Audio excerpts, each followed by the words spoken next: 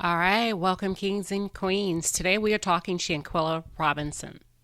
As of late, the Mexican government, they have been a bit more vocal in the Shanquella Robinson case. As a matter of fact, I believe they're actually more vocal than the United States. Now, I could be wrong, but I do not recall seeing any updates provided by the FBI since the onset of this case. Now, I have my own thoughts regarding this case and the U.S.'s involvement, or, according to her parents, Shanquella's parents, what appears to be the lack thereof. So let's jump in and talk a little bit. Shanquella's dad recently shared his concern. He feels like law enforcement, particularly the FBI, isn't as engaged in this case as he thinks they should be, and he's basing this on the way they've treated other cases in the past, and also their lack of communication with the family.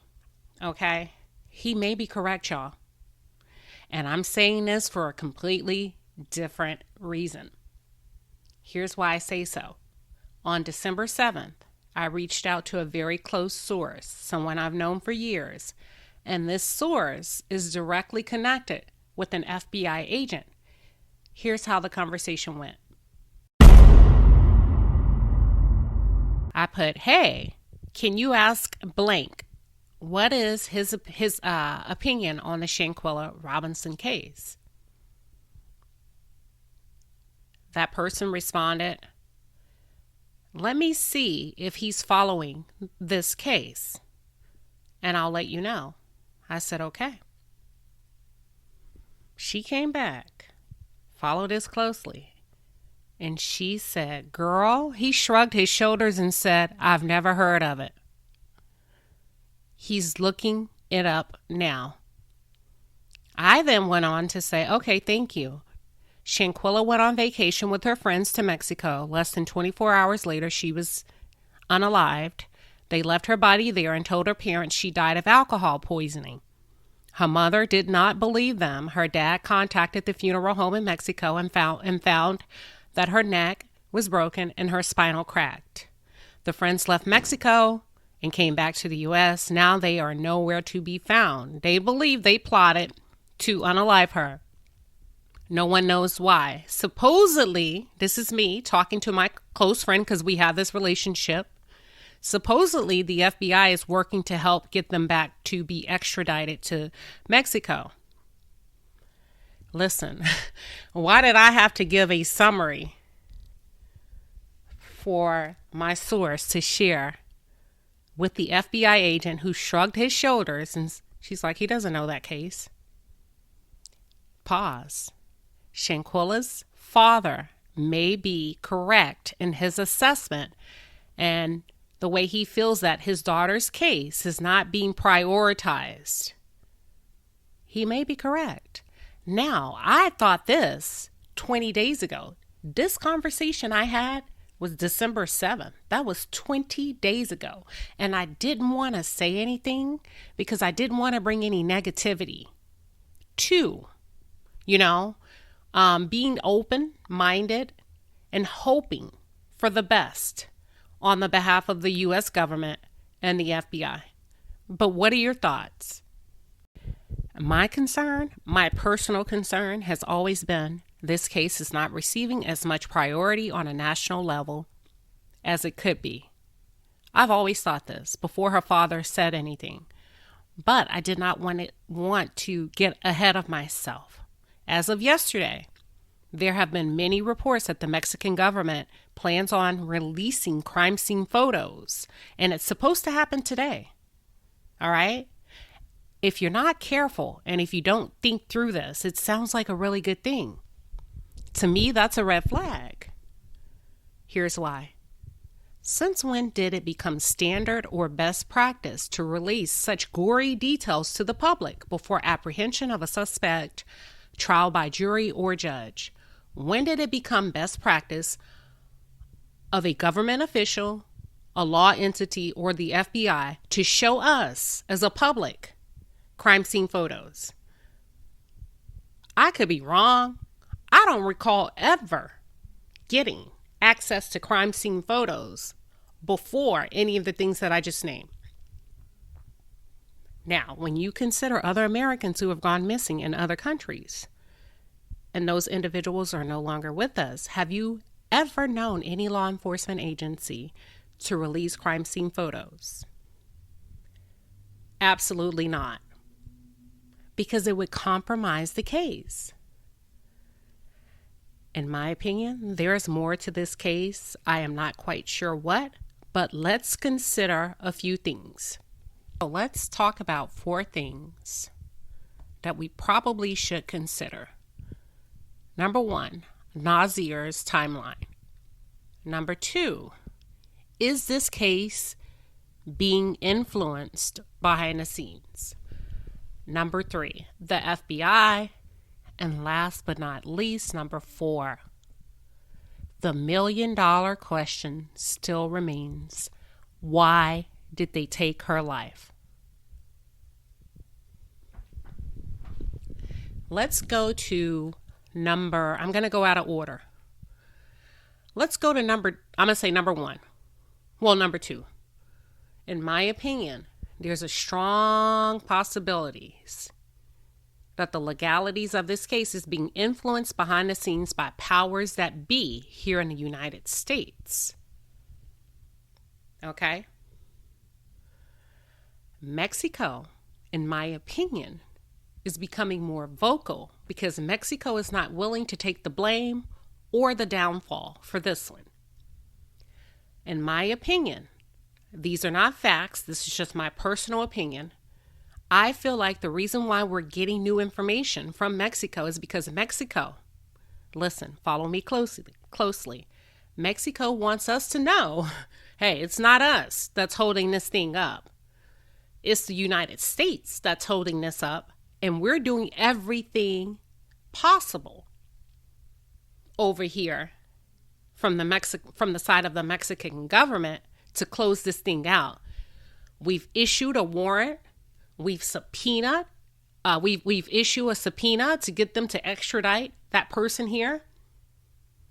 And for some reason, y'all, on our side of the pond here in the United States, there has been a delay for what should be an open and shut case. You got video. You see the attack. So I feel like the Mexican government is nudging the U.S. yet again in front of the world by saying, we need you to get them here. I also feel like Mexico is attempting to show us from a very, very conservative approach. Hey, listen, the ball has always been in the court of the ball has been in the court of the U.S. It's not us. It's the U.S. And now it's funny that Shanquella's dad and her mother has said it in the past. We're not getting what we need as far as cooperation from the U.S. Now, let me share something with you. I have a lot of sources, but I try not to share anything that I cannot substantiate. I keep a lot of things to myself until I can prove it, fact check it. I know that you all are aware that Elise Hyatt's family has ties within the local community by way of her mother being a pastor of a church, and then her stepfather having possible military connections. Did you also know that they have connections within the judicial system in North Carolina? And I'm not talking about her sister being a cop. I received some confidential information, and I saw proof with my own eyes that Hyatt family, their reach runs deep. And because of Elise Hyatt's family's strong connections with influential folks in the legal system, it looks as if they are buying time for the Cabo Six. In my opinion, they're buying time to figure out a way to get Elise out of trouble. When I tell you they have deep connections, they have very strong connections. Okay? All right, let's cover the FBI. I was able to connect with someone who has a connection with someone in the FBI. You heard me recite how the conversation went. He had no idea. He did not know who, what, when, and where. And not only that, he shrugged his shoulders. This is an FBI agent that had no idea of who Shanquella Robinson was or no idea about this case. With all due respect, I'm not sure this case has ever received the attention on the level that it should or could have. When an FBI agent isn't familiar with the case, to me, that's a hell of a strong message, and it should be for you as well. Now, here's where it gets complicated. I believe somebody is holding this thing up. I don't necessarily believe it's the FBI. I don't. But I believe it's somebody that has connections within the FBI. And the question would be who and why. Okay? And I said that before. I think this case is being held up to figure out a way to clear and absolve Elise Hyatt from any and all responsibility from the death of Shanquella Robinson. Those are my thoughts. What are your thoughts? In my opinion, there's a strong chance, y'all, that there is so much more that happened before they pressed play on that video. That's the only reason I can think of why the FBI is dragging their feet. I believe this is so deep, we could never imagine, number one. Or number two, there's some big political influence on the side of Elise Hyatt. In my opinion, it's a combination of both. But I believe that snippet that we saw is just a piece of what happened in that villa. We don't know what took place prior to that. We don't know what took place prior to that video being shut down. Okay? Pay attention to what the Mexican government is sharing. We knew on this channel prior to them sharing it. I took a wild guess. I shared it in a video a few videos ago. Check out the playlist. I shared that in crimes, when a victim is deceased and they find the victims covered up, and when I say they, I mean the forensic experts, and they find a victim covered up or dressed, they're able to deduce that it was probably someone close to the victim. So now they're officially sharing that they dress Shanquella Robinson. We knew that over here. We talked about that.